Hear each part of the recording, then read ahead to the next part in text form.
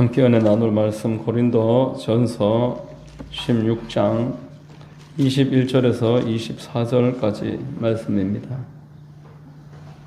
신약성경 285면 고린도 전서 16장 21절로 24절 말씀입니다.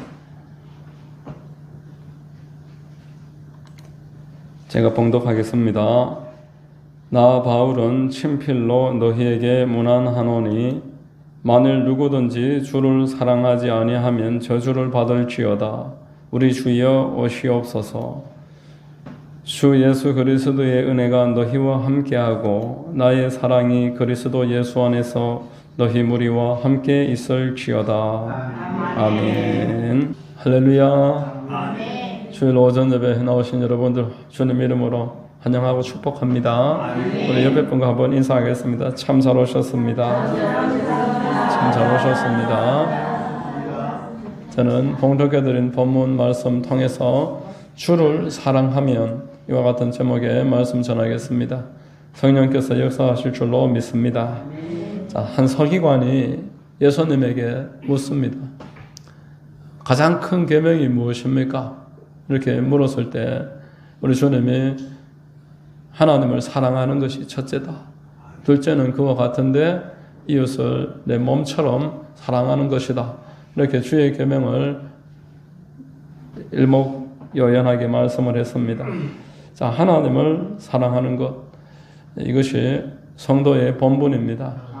성 어거스틴이 이런 말을 남겼습니다. 하나님을 사랑하라. 그리고 마음대로 하라. 자, 문장만 놓고 봤을 때 오해하기가 참 쉽습니다. 그럼 하나님 사랑한다고 하면서 아무 짓이나 다 하면 되겠네. 이렇게 이야기할 수가 있을 것입니다. 자, 그러나 여러분, 하나님을 사랑하는 사람은 아무 짓이나 다 할 수가 없습니다. 우리가 내가 사랑하는 사람을 슬프게 할 수 없는 것처럼, 그렇게 하기를 싫어하는 것처럼 하나님을 사랑하는데 하나님이 슬퍼하고 하나님이 싫어하는, 그리고 성도들의 마음을 아프게 하고 내 마음이 하나님을 점점 떠나게 하는 그런 행동들을 내가 알면서도 계속 행할 수는 없는 것입니다.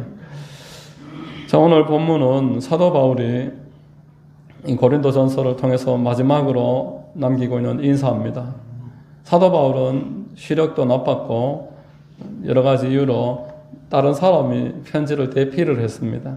그러나 마지막 부분은 본인이 쓸 때가 있었고 그때는 내가 쓰는 것이다. 이렇게 이야기를 했습니다. 오늘 21절에 나 바울은 친필로 너희에게 문안하노니 이 부분부터는 내가 쓰는 것이다. 자, 다 똑같은 주의 말씀이지만 주님이 바울을 통해서 우리에게 친히 기록한 말씀인데 22절에 한번 읽어보겠습니다. 만일 누구든지 주를 사랑하지 아니하면 저주를 받을지어다. 우리 주여 오시옵소서. 저주를 받을지어다. 여기에 지금 초점이 맞춰지는데 듣기 거북합니다. 저주 받으라는 말인가? 우리 성경을 너무 한 구절만 보고 그 말씀에 대해서 자기가 그 문장 자체를 바로 받아들이면은 많은 오해를 남길 수가 있습니다. 성도들이 저주받기를 원한다면 사도 바울이 고린도전서를 쓸 필요도 없습니다. 고린도 교회는 분쟁이 일어났고 싸움이 일어났고 서로 미워하면서 결국 분당져서 다 갈라져 버리고 스스로 망해버리고 말 그럴 상태에 있기 때문에 거기에서 돌리기 위해서 편지를 쓰는 것인데 저주를 받아라 이렇게 할 리가 없는 것입니다. 요즘처럼 여러분 문서 작업이 이렇게 간단하지가 않습니다. 당시에 이런 종이도 없고 누르기만 하면 바로 나오는 펜도 없습니다. 누가 대신 써주기도 해야 되고 또 종이도 가죽입니다. 그냥 정말 말린 가죽에다가 상상컨대 우리 한 500년 전에 조선시대만 해도 먹을 갈아서 북으로 썼는데 그보다도 훨씬 더 2000년 전이니까 어쩌겠습니까? 오징어 먹물 가지고 했지는 않았을까? 그 정도로 아주 우리가 생각하는 것과 다르다는 겁니다. 이런 편지를 정성껏 써서 믿을 만한 사람을 통해서 전달을 하고 또 편지를 복사기가 없습니다. 읽고 돌려 읽습니다. 그리고 이웃 교회에게 전달하고 그 교회가 받은 것은 또 우리가 받아서 읽고 그렇게 하기 때문에 이 마음은 저주를 받아라 하는 그런 말이 결코 아닙니다. 사도 바울은 성도들이 구원받을 수만 있다면 나는 죽어도 좋다고 생각했고 로마서 9장의 3절 우리 한번 읽어보겠습니다. 나의 형제 곧 고륙의 친척을 위해 내 자신이 저주를 받아 그리스도에게 끊어질지라도 원하는 바로라. 이스라엘이 구원받을 수만 있다면 차라리 내가 끊어져서 저주를 받는 게 낫다. 그만큼 너희들이 그리스도 안에서 하나님과 연합해서 저주를 면하고 복받기를 바란다. 이렇게 말씀을 했던 것입니다. 자, 오늘의 이 저주를 받을지어다 이 말은 너희들이 저주받지 말고 나와 같이 하나님 복받기를 원하노라 이런 깨우침의 말씀인 줄로 믿습니다. 하나님을 사랑하는 사람은 복을 받게 될 것입니다. 자, 오늘 이 말씀을 조금 구체적으로 한번 생각해 보겠습니다. 주를 사랑하지 아니하면, 주를 사랑하지 않으면은 이 말을 이해를 하려면은 주를 사랑하는 게 무엇인가 성경이 알려주는 것을 우리가 잘 알아야 됩니다. 성경은 우리에게 하나님의 계명을 지키는 것이 하나님을 사랑하는 것이다 말씀을 했습니다. 요한복음 15장 10절에 내가 아버지의 계명을 지켜 그의 사랑 안에 거하는 것 같이 너희도 내 계명을 지키면 내 사랑 안에 거하리라.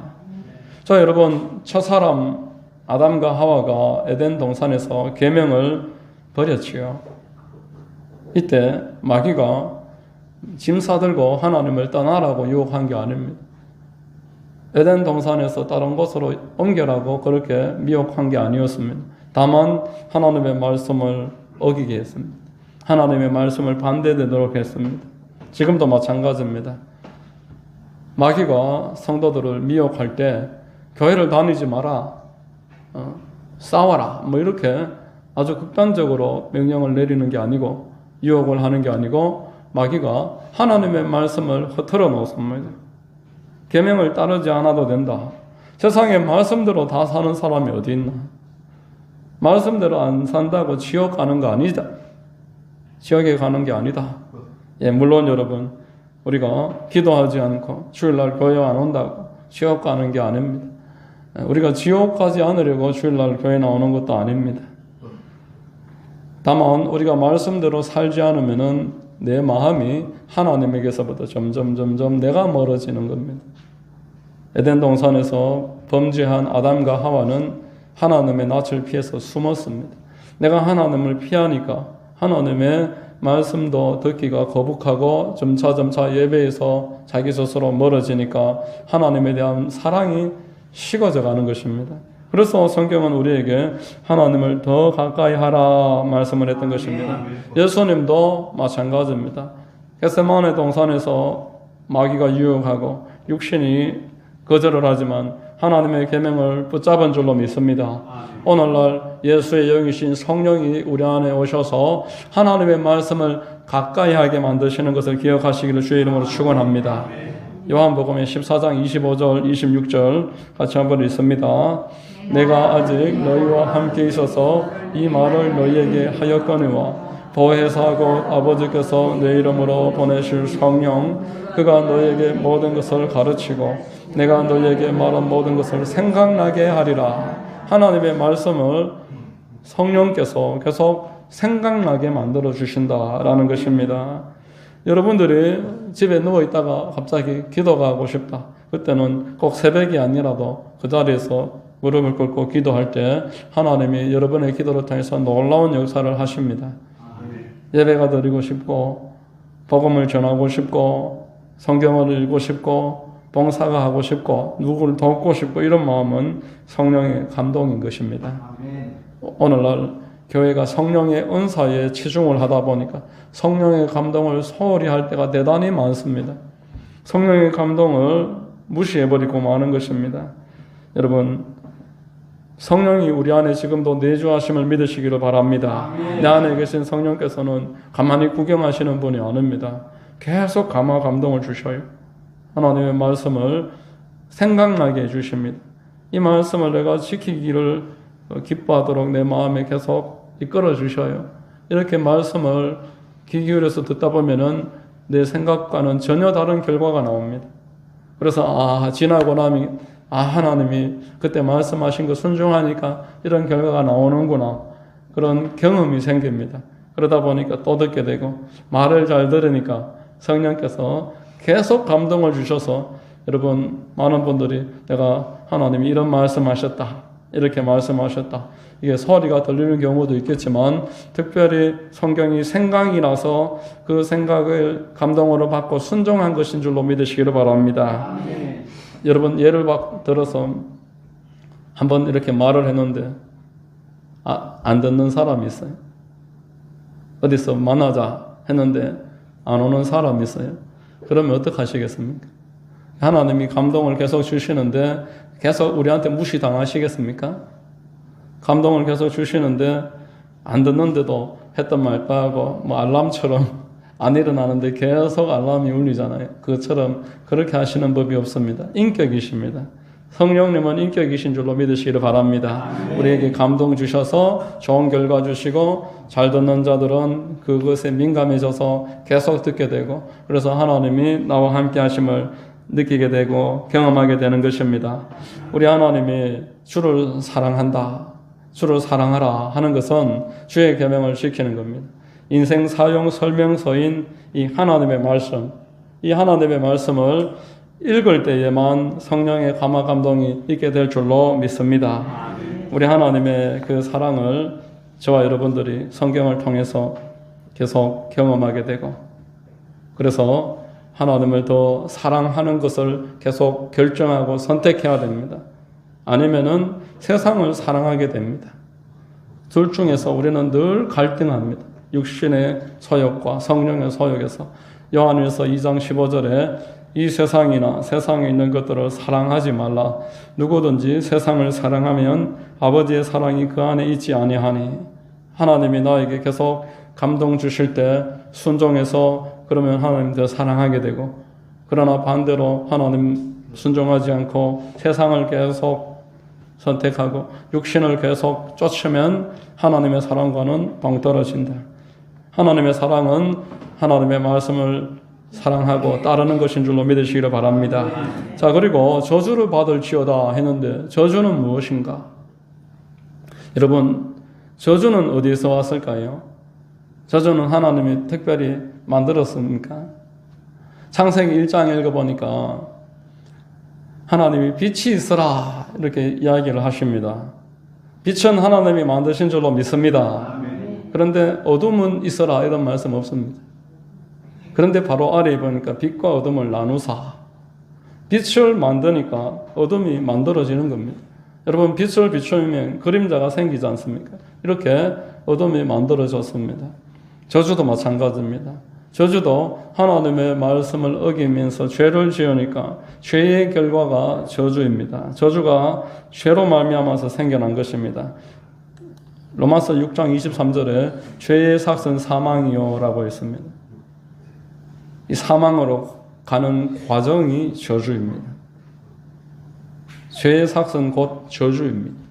죄 때문에 저주가 생기고 저주로 인해서 사람들이 죽는 것입니다. 영적으로 그리고 이 육신적으로. 자, 구체적으로 저주는 하나님에게 단절되는 것입니다. 창세기 3장 23절 읽어보겠습니다. 야훼 하나님이 에덴 동산에서 그를 내보내요. 그의 근원이 된 땅을 갈게 하시니라. 하나님이 그를 쫓아내시고 이렇게 에덴 동산에서 내보내고 쫓아내셨다. 이렇게 말했습니다. 여러분 사람은 하나님 영광을 위해서 창조하셨고 하나님을 찬양하도록 만드신 줄로 믿으시기를 바랍니다. 하나님은 우리를 찬양하도록 만드셨습니다. 그래서 우리는 계속 무언가를 찬양하고 기뻐합니다. 찬양하기를 좋아합니다. 세상의 노래를 얼마나 많이 부르는지요. 뭔가 영광스럽게 보이는 존재에게 미혹당해서 그를 찬양하기를 대단히 기뻐합니다. 그래서 가수를 찬송하고 가수를 얼마나 높이는가. 그리고 정치인과 군인들, 장군들 이들을 높입니다. 찬송합니다. 예술을 그리고 드라마나 영화를 찬송합니다. 심지어는 잘생겼다고 찬송합니다. 키 크다고 찬송합니다. 돈 많이 모았다고 찬송합니다. 이렇게 무언가를 찬송하고 그를 칭찬하고 그를 높이기를 기뻐하는 게 사람의 본성입니다. 그렇게 만들어졌다는 겁니다. 하나님께 그렇게 해야 되는데 세상을 향해서 그렇게 하니까 허무한 것을 쫓다 보니까 마음에 우울함이 찾아오고 공허함이 찾아오고 허무하게 됩니다. 그 공허함에 마귀가 들어가는 것입니다. 마귀가 사람들을 그러한 공허함을 통해서 장악합니다. 이 저주가 무엇이냐? 첫 번째는 하나님과 단절이고 두 번째는 마귀가 그 사람의 왕이 되는 거예요. 마귀가 그 사람을 장악하는 것입니다. 사람이 사는 모든 곳에 우상 숭배가 있습니다. 1월 성신을 섬깁니다. 바다에 가면 용왕을 섬기고 산에 가면 산신령을 섬기고 땅에서도 땅신을 섬깁니다. 나무를 보고 돌을 보고 온갖 것들을 만들어 놓고 그 앞에 절을 하고 음식을 갖다 놓고 조상신을 섬깁니다. 이게 저주라는 것입니다. 하나님이 다른 신을 섬기는 자는 괴로움을 더할 것이라 말씀을 했고 에베소서 2장 2절 3절 우리 같이 한번 읽습니다.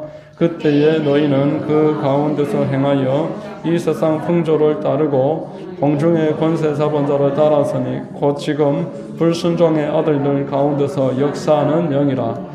저는 우리도 다 그 가운데서 우리 육체의 욕심을 따라 지내며 육체와 마음에 원하는 것을 하여 다른 이들과 같이 본질상 진노의 자녀이었더니 이렇게 말합니다. 이렇게 원수 마귀를 따라다니고 본질상 진노의 자녀가 되어서 이렇게 살아가는 게 저주입니다. 여러분, 하나님께서 단절되고 마귀가 왕이 된 사람이 그 환경이 어떻게 평안할 수 있겠습니까?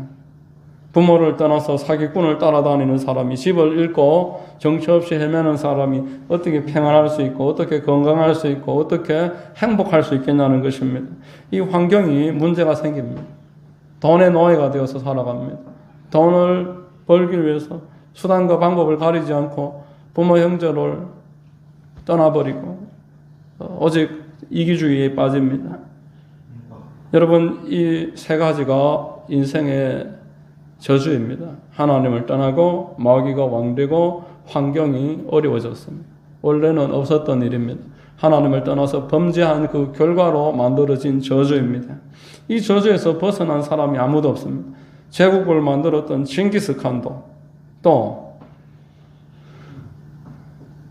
중국의 진시 황제도 또 지금 이 정치, 문화, 그리고 사회, 모든 이 철학, 많은 재물, 여기서 벗어날 수 있는 사람이 아무도 없습니다.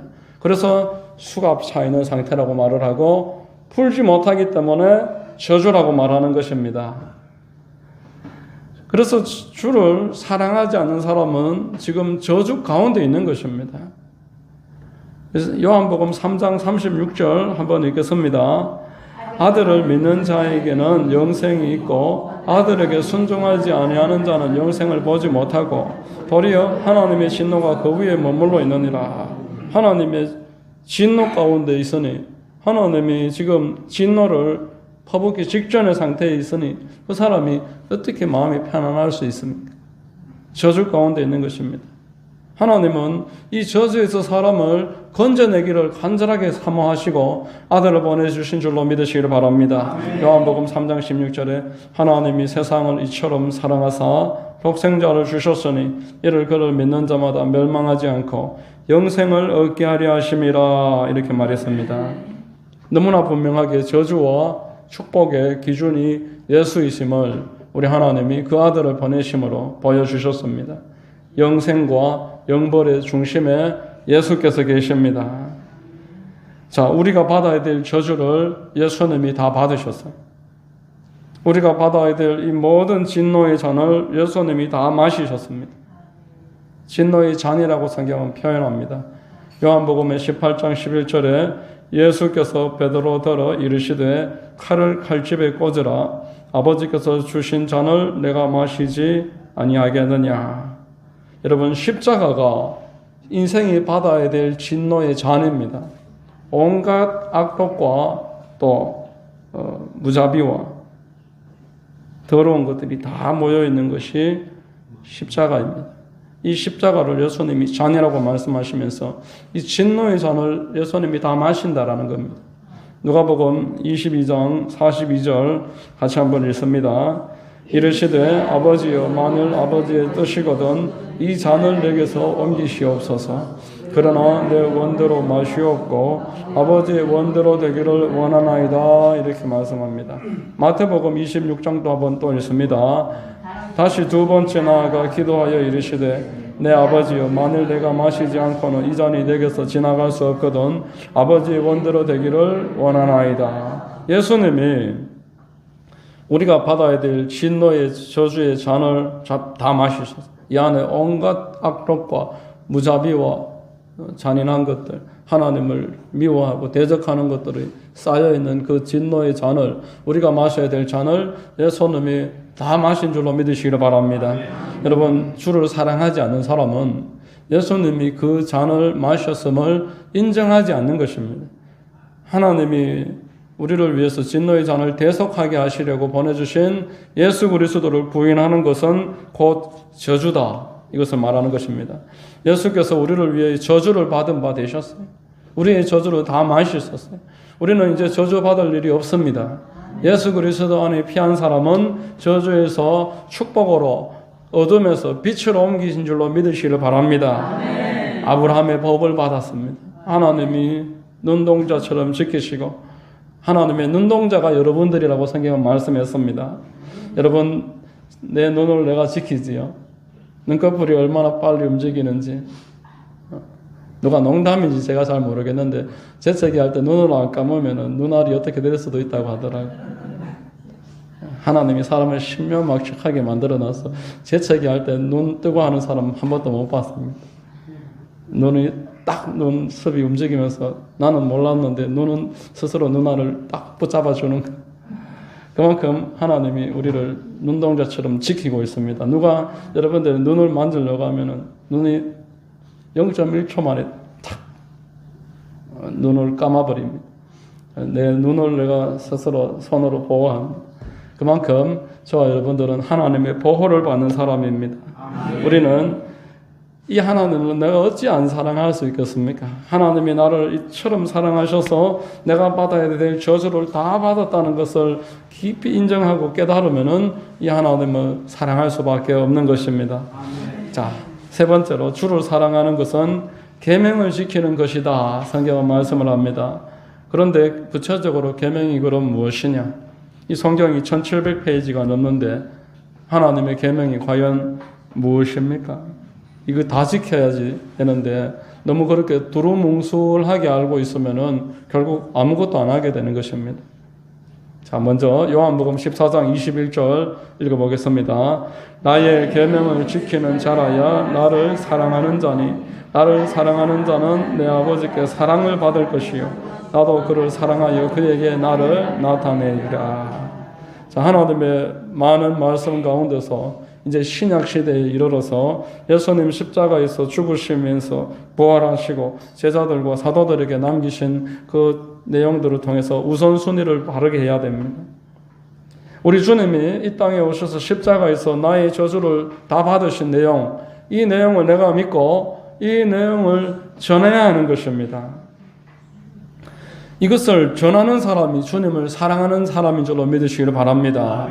여러분, 죽을 상황에 있는 사람에게 내가 고칠 수 있는 약을 가지고 있는데 괜찮다 계속 괜찮다고 말해주는 것, 그런 방식으로 위로하는 것은 위로가 아닙니다. 집에 불이 났는데 6층에서 내가 불 난 것을 알았어요. 그러면은 나만 빨리 빠져나오고 6층부터 1층까지 50명, 100명이 살아가는 이 사람들에게 내가 안 하려면은 이에 대한 책임을 피할 수가 없습니다. 죄책감이 얼마나 크겠습니까? 내가 깨어났다라면은 바로 옆에 있는 초인종을 다 눌러서 알람을 울리고 마이크를 울리고 문이라도 두드려서 깨우쳐야 되는 것입니다. 여러분, 우리 계명의 우선순위는 먼저는 성령 충만인 줄로 믿으시기를 바랍니다. 성령 충만을 받아야 다른 계명을 지킬 수가 있습니다. 예수님이 부활 승천하시면서 다른 계명은 분명히 말씀하셨지만 먼저 성령 충만을 받아라 이렇게 말씀을 하셨습니다. 계명을 지키는 필수는 성령의 충만함입니다. 내 안에서 성령이 넘쳐나서 나로 하여금 하나님을 뜨겁게 사랑하고 하나님의 말씀을 민감하게 받아들이고 하나님의 말씀이 생각이 나면 그것을 순종하게 하는 것, 성령의 역사인 것입니다. 아멘. 그리고 불신자들에게 이 복음을 말해줘야 됩니다. 성경은 여러분 이 하나님의 양 우리 안에 있는 저와 여러분들 외에도 우리를 통해서 듣고 우리 안으로 돌아야 될 양들이 있음을 성경을 통해서 말씀을 했습니다. 요한복음 10장 15절 16절 읽어보겠습니다. 아버지께서 나를 아시고 내가 아버지를 아는 것 같으니 나는 양을 위하여 목숨을 버리노라. 또 이 우리에 들지 아니한 다른 양들이 내게 있어 내가 인도하여야 할 터인데 그들도 내 음성을 듣고 한 무리가 되어 한 목자에게 있으리라. 너희의 말을 듣고 한 우리 안에 들어올 자들이 있을 것이다. 이 요한복음 이후로 이 잃어버린 양들에 관해서 계속 말씀을 하고 있습니다. 여러분 이것이 하나님이 우리에게 주신 계명의 어떠인 줄로 믿으시기를 바랍니다. 성령 충만 받아서 복음을 전하면은 하나님의 사랑이 내 안에 충만하게 되고 하나님이 나와 함께 계시는 이 나타나게 되고 나는 하나님과 더 깊은 관계로 들어가게 됩니다. 이 땅의 사람들에게 지옥이 있음을 말해줘야 됩니다. 여러분 사람이 언제 죽을지 알 수 없지만 죽음 이후에는 분명하게 지옥이 있음을 말해줘야 되고 믿어야 되는 이유의 최종의 우선되는 목적은 영혼의 구원이라고 말했습니다. 영혼의 구원을 빼고 이 땅에서 우리가 편안하게 살고 능력 있게 살고 경건하고 거룩하고 종교적으로 살아가는 것 참 다 좋은 일입니다. 사람들한테 손가락질 안 받고 내가 내 스스로의 삶을 잘 꾸려나가고 참 귀한 일입니다. 그러나 그 이후에 지옥에 들어가지 않고 영원한 영생을 얻는 것 이것이 믿음의 목적인 것입니다. 우리가 믿는 목적은 내가 이 땅의 생활이 끝나면은 하나님 나라에서 영생토록 하나님과 함께 동행하는 천국 생활을 사모하는 생활이요. 또 지옥에서 건진받은 것에 대한 감사의 생활인 줄로 믿으시기를 주의 이름으로 축원합니다. 베드로전서 1장에 8절 9절 같이 한번 읽어보겠습니다. 예수를 너희가 보지 못하였으나 사랑하는도다. 이제도 보지 못하나 믿고 말할 수 없는 영광스러운 즐거움으로 기뻐하니 믿음의 결국 영혼의 구원을 받음이라 말했습니다. 지옥에 들어가서 물 한 방울의 자비도 얻지 못하고 있는 그 부자에게 하나님이 구원받을 수 있는 방법은 살았을 때 복음 전도자들이 말하는 그 말씀을 받아들이는 것밖에 구원의 방법이 없다고 말합니다. 죽은 사람이 살아나도 그거 본다고 해서 구원받는 게 아니고 복음의 말씀, 예수님이 하나님의 아들이시고 이 아들이 나의 죄를 위해서 이 땅에 약속한 대로 오셔서 십자가에서 죽으시는 것은 내가 받아야 될 저주를 다 들이키는 것이다. 내가 받아야 될 진노의 잔을 예수님이 그날 십자가에서 다 벌컥 다 들이키신 거예요. 그것이 6시간 동안 몸짓고 피 흘리시면서 마지막에 다 이루었다 말씀하신 그 말의 의미인 줄로 믿습니다. 자, 여러분 주를 사랑하면은 저주에서 해방됩니다. 우리가 주를 사랑하면 내가 먼저 저주에서 풀립니다.